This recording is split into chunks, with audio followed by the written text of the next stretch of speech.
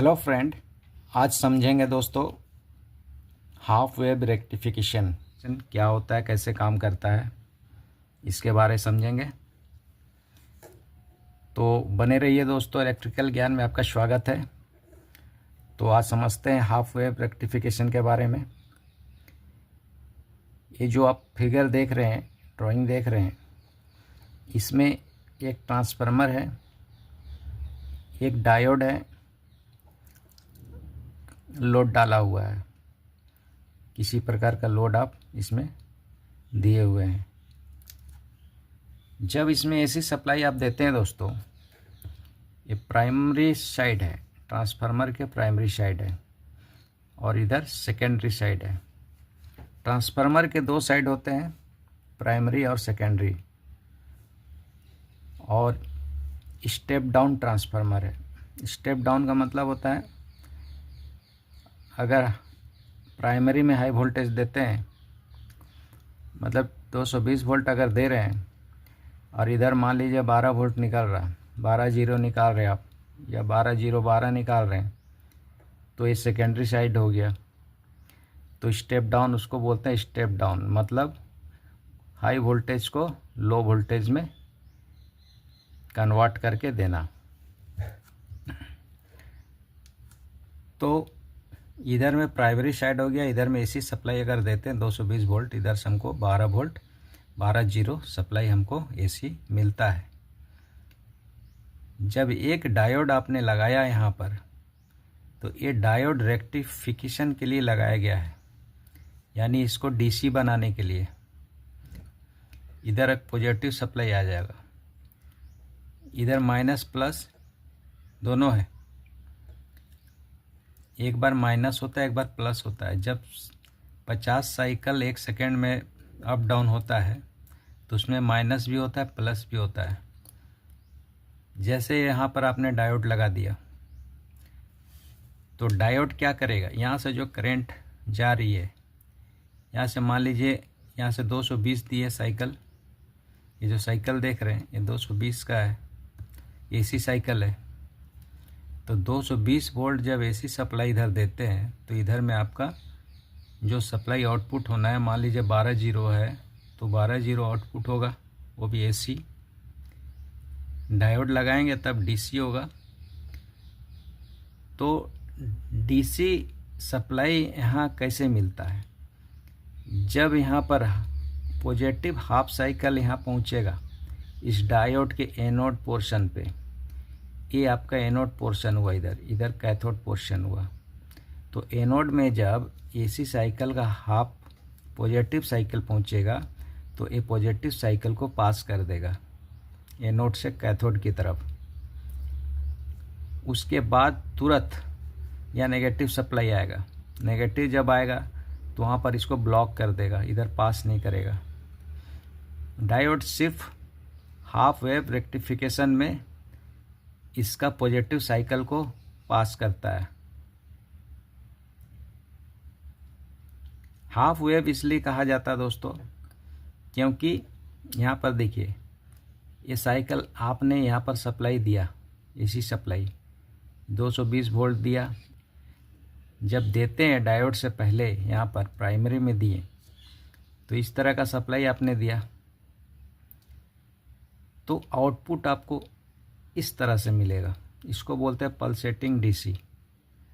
Pulsating DC का मतलब क्या हुआ, इसमें पल्स है, प्योर डीसी नहीं है ये। इसमें रिपल भी दिया हुआ, देखिए रिपल है, पल्स है। तो ये जो चीज़ है रिपल, ये हुआ पल्सेटिंग डीसी। तो यहाँ पर देखिए गैप आ गया। गैप क्यों आया, इसी को बोलते हैं हाफ वेव रेक्टिफिकेशन। यहाँ पर क्या करता है, साइकिल का पूरे साइकिल का एक साइकिल क्या होता है, ये आपका एक साइकिल हुआ, यहाँ से स्टार्ट हुआ जीरो से, पॉजिटिव हाफ साइकिल, फिर जीरो में आया, फिर नेगेटिव हाफ साइकिल नीचे की तरफ, फिर यहाँ जीरो में आया। जीरो से स्टार्ट हुआ, जीरो में आया, फिर जीरो से में आके अंत हुआ। ये आपका हो गया एक साइकिल। तो एक साइकिल में एक पॉजिटिव हाफ साइकिल होता है, एक नेगेटिव हाफ साइकिल होता है, जिसमें इस ए नेगेटिव साइकिल को यहाँ पर रोक दिया जाता है डायोड के पहले यानी एनोड पोर्शन में। सिर्फ पॉजिटिव हाफ साइकिल को ऊपर वाले को पास करते हैं। तो इधर आपको पॉजिटिव मिल गया, इधर आपका नेगेटिव सप्लाई 0 वोल्ट आपको मिल गया। तो इधर में अगर फिर साइकिल जब चेंज होता है, जब एक बार ऊपर जाएगा एक बार नीचे आएगा, एक बार यहाँ पर नेगेटिव आएगा एक बार पॉजिटिव आएगा, नेगेटिव आएगा पॉजिटिव आएगा, उसी तरह से नेगेटिव पॉजिटिव इधर भी होता रहेगा। यानी कि 1 सेकंड में 50 बार इस तरह से अप डाउन होते रहता है। एक बार पॉजिटिव नेगेटिव पॉजिटिव, यानी बहुत जल्दी क्रिया होता है यहाँ पर। मैं तो समझा रहा हूँ यहाँ पर, केवल यहाँ पर पॉजिटिव आया तो यहाँ पास हुआ, वहाँ बहुत जल्दी होता है। यानी 1 सेकंड में 50 बार ऊपर नीचे होता है। ये वाला साइकिल जो है 50 बार होता है। ये हुआ 1 साइकिल, इस तरह से 50 साइकिल बनेगा 1 सेकंड में। तो सोचिए इसमें जितना ऊपर वाला हिस्सा है इसको पास करते जाएगा और नीचे वाला हिस्सा ब्लॉक कर देगा। तो हमको कैसे मिलेगा, ऐसा फिगर मिलेगा। इस तरह से आगे बढ़ता जाएगा, यहाँ गैप बीच में।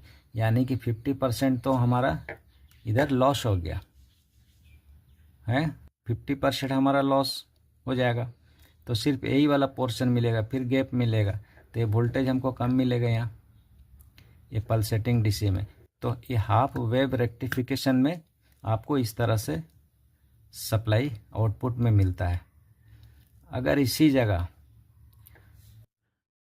कंडेंसर अगर लगा देते हैं, कैपेसिटर, जैसे ये वाला कैपेसिटर लगाया हूँ, मैंने लगा दिया कैपेसिटर, तब क्या करेगा, ये जो डीसी सप्लाई है पल्सेटिंग डीसी, इसको फिल्टर करेगा। वोल्टेज को क्या करता है, डीसी सप्लाई में ये एसी को बाईपास करता है। कैपेसिटर का काम क्या है, डीसी को ब्लॉक करता है, रोक के रखेगा।